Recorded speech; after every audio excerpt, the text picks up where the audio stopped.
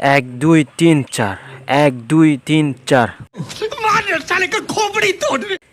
একটা জায়গায় গিয়ে আমার লাইফে ফার্স্ট টাইম লাউ শুকনো রেসিপি খেলাম। আমার কাছে কিন্তু খেতে খুবই ভালো লেগেছে, তাই চিন্তা করলাম বাসায় এসে আমিও লাউ শুকাবো।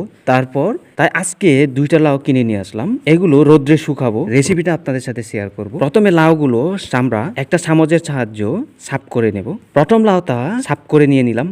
এবার হচ্ছে দ্বিতীয় লাউটা সাফ করার শুরুতে আমার মনে হচ্ছে এটা একেবারে কিন্তু গন্ধারের চামড়া। বলতে গেলে এটা খাওয়ার উপযুক্ত না, শুধুমাত্র রোদ্রে শুকিয়ে খেতে গেলে এটা খাওয়া যাবে, এমনিতে কিন্তু খাওয়ার কোনো উপযুক্ত না। উপরের চামড়াগুলো একেবারে পাথরের মতো হয়ে গেছে, তাই পরে আর চামচ দিয়ে আমি পারলাম না, তাই দাও দিয়ে এই চামড়াগুলো সাফ করে নিয়ে নিলাম। এবার হচ্ছে লাউগুলো ছোট ছোট টুকরো করে কেটে নেব, কারণ তাড়াতাড়ি শুকাতে গেলে অবশ্য ছোট ছোট টুকরো করতে হবে আমাকে, তাই ছোট ছোট করে টুকরো করে নিলাম। টুকরো করে নেওয়ার পরে এবার বাড়ির সাথে যাচ্ছি রোদ্রে দেওয়ার জন্য। এইবার ছাদে আসলাম, আমি রোদে দিতে থাকি। তোমরা আরো মিনি ব্লগের জন্য সাবস্ক্রাইব করো। বাই।